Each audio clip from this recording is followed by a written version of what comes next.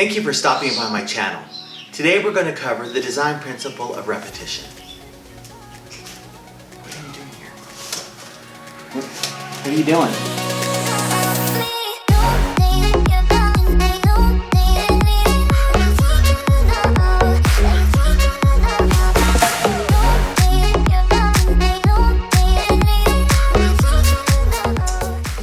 I'm Thayne. I'm a filmmaker, photographer, artist, and educator.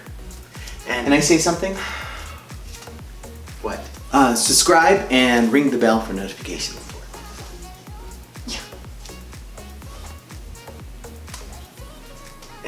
And also share. Are you going to be talking about rhythm? We're going to talk about just repetition. That's it.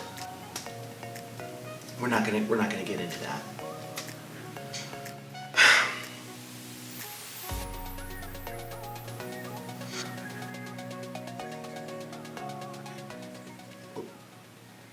Let's just get right into it, okay? You guys, can you just go, okay? Alright, so let's talk about this example of repetition. For starters, this is not a good design. This is just an example of repetition using value, color, saturation, shape, texture, and pattern, all wrapped in one. And let's also just talk about rhythm for a moment. Rhythm utilizes repetition, but the two of them are not necessarily the same. It is probably easiest to explain rhythm when thinking of music, thinking about those beats that are happening in a particular song. You've got rhythm there, but it also happens visually. Looking at the example in the upper left corner, we can see those triangles and they're alternating by which way they're pointing. Some are pointing up, some are pointing down. There's other repetitious elements that are happening, but looking at just those triangles, you can kind of get an idea or a feel of this visual rhythm that is happening. And repetition is simply repeating an object or a value, a color, saturation, a shape, a texture, or a pattern, which then helps lead to having a unified piece. But let me give you some examples. At the bottom left-hand corner, we have these tall rectangles. They are all the same value, meaning the lightness and darkness. They also have the same texture. So they're all the same height, they're all the same shape, and they all have the same texture.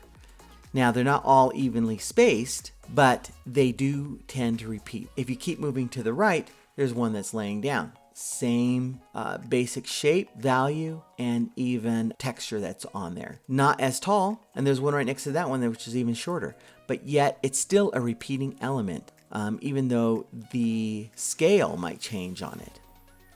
Now we also have these large circles that have patterns all over them. We have some on the left, we have a big one on the right. Green shapes, we have one that's a circle, we have one that's a square, a rectangle, all different kinds of shapes happening, but they're all the same color. Take a moment and see what other elements that you can find that repeats.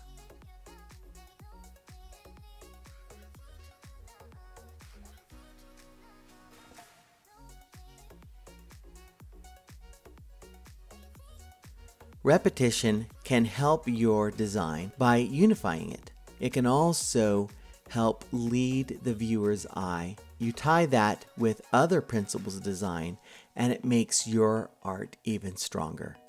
Thank you for stopping by and watching this video on repetition. I hope that it helped you. If you liked it, please give it a thumbs up. Subscribe, don't forget to click on the bell.